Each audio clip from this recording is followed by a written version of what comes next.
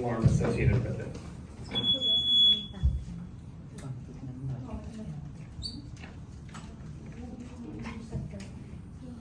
To first start grabbing an AED, you just pull open the door. Oftentimes there will be a loud alarm associated with it.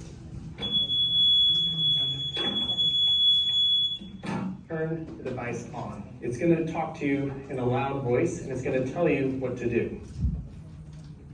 Unit, okay. Adult pads. Remove pad package. And it will tell you where to place the pads. Take the pads out of the packaging. You'll see displayed where to place each pad. Undo the back of the pad. Attach pads to patient's bare chest. I'm placing this pad in the right upper hand side of the chest with the centerpiece over the breastbone.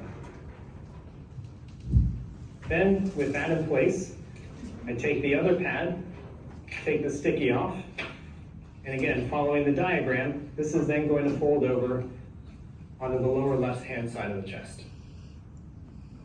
If the device tells you that a shock needs to occur, have everyone stay clear of the patient, don't touch the patient, and press the shock button on the device. When you press that button, it will deliver a shock. When it is analyzing the rhythm, you would hear something like this. Stay clear of patient. Analyzing. Shock advised. Stay clear of patient. Deliver shock now. So in this case, then you would press the button to deliver the shock, making sure that no one is touching the patient, and then that way you stay clear of getting shocked yourself.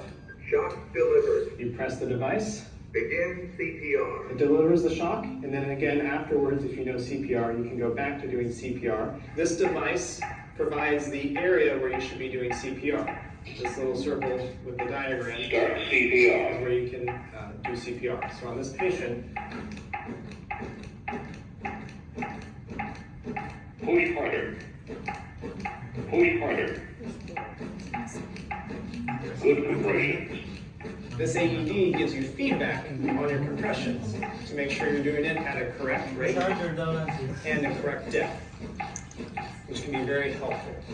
And for this one, you would essentially follow the same steps as you would for the adult.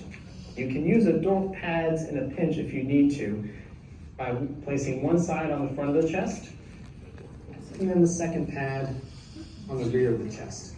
So that lights up if you have a pediatric pad.